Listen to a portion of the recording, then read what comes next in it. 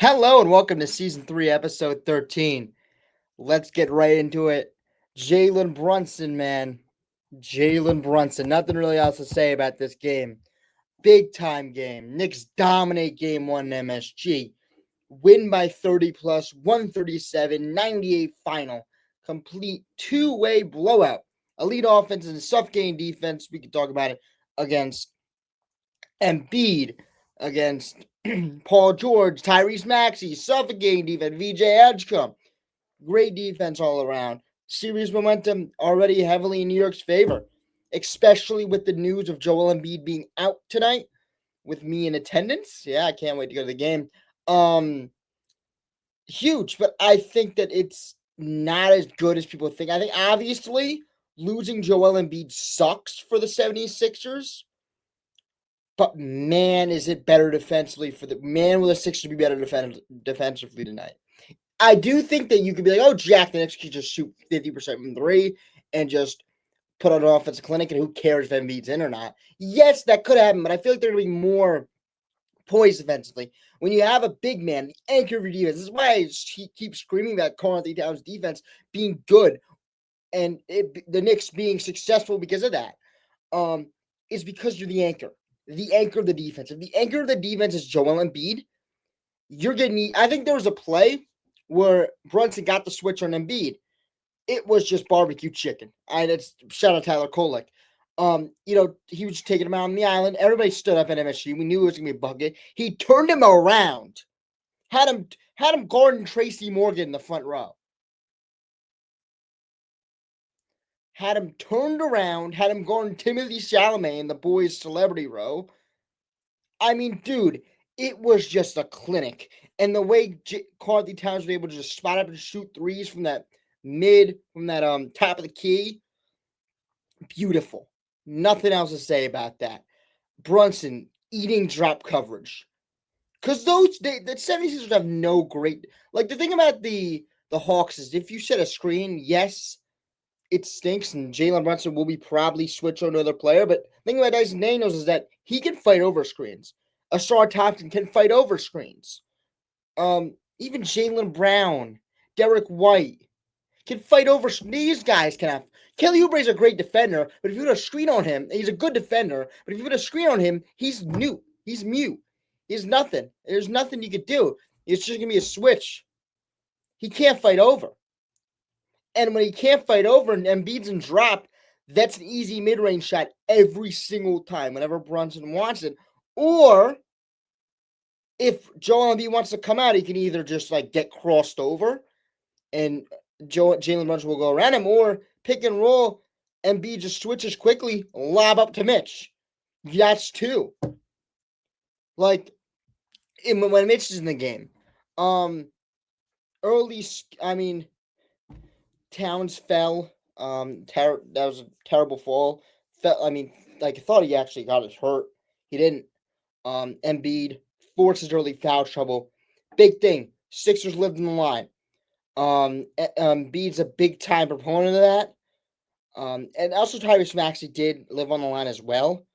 But Joel Embiid did a lot of that. I mean, he was just put Cat and Mitchell Robinson did a bad job when it came to not putting their hand in the cookie jar, and Embiid took advantage of that early. I mean, later they did better. You put in their Ariel Hukporti. Shout out Ariel Hukporti for being ready for the moment, man. I know he didn't score, but man, oh man, was he ready to play actual playoff minutes. Sounds crazy, but when you have Mitchell Robinson, when you have Karl-Anthony Towns, and they're both in foul trouble, and especially with Mitch, he went down his ankle a little bit weirdly. I think he's fine for today, but went down his ankle a little weirdly, so he had to take him out for just a second.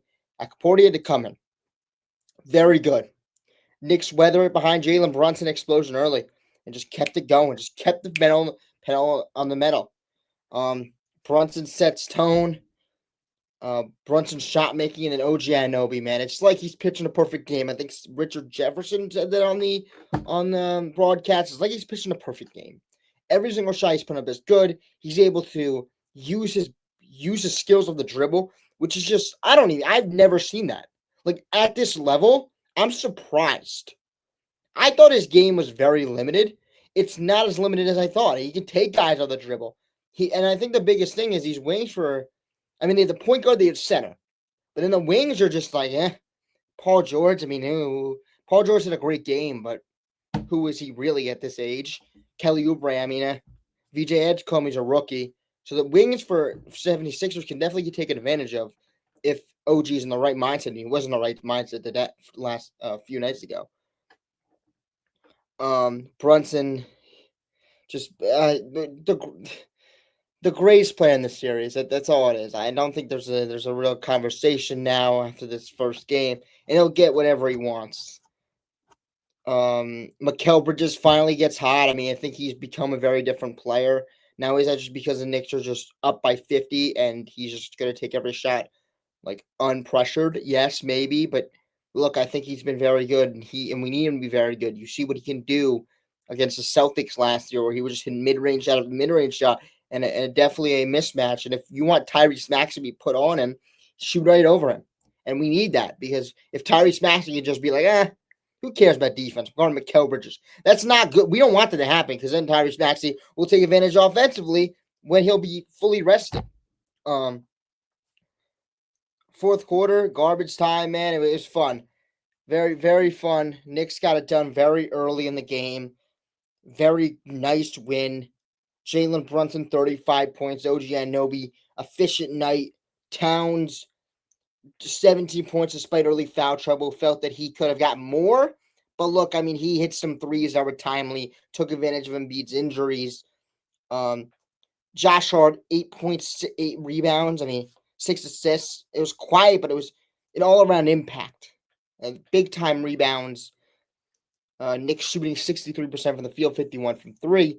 Now, yes, you could be like, Jack, that won't happen all the time. But, you're right, but the Knicks process, the way they're getting their buckets, will happen. There'll be a drop against Jalen Brunson. And you're trying to tell me, Sixers fans, that Brunson's not going to hit that shot. He is. Yes, he may not hit every single shot. He'll miss one. But yeah, if you're going to leave OG, if you're going to go under a screen on OG Anunoby, he's going to hit the shot. People get hot. You don't go under screens when people are hot. It's just dumb. It is, obviously. Maxey and Embiid held the 27. Knicks controlled the pace, forced turnovers, dominated the transition game. Knicks become the first team to ever win 3 straight playoff games by 25-plus points. Statement win. In New York, overpowered Philly. As I said, Brunson really showed the media, didn't even show the media, showed his team, not his team, but showed Philly that he's the best player in the series, and there's no one that can touch him defensively. And it's going to be fun. I can't wait to be at game 2. Hopefully, Knicks get another win, get another big-time win like this one. But yeah, I think the defense will be different from the 76ers. I think you could be like, oh, Jack, this is just a thing to rest Embiid for game 2 and be like, let's figure it out. Because obviously Embiid can't defend and drop coverage. Let's get him really rested for game 3. And let's just see how it works. Because Tyrese Maxey has historically been a menace to the Knicks. So, and then you move VJ to that second option, I think. Sixers fans, I don't know if I'm right, but I think he would be the second option there. I think, honestly, Paul George would be the second option here, but you see it. VJ Edgecombe moves up.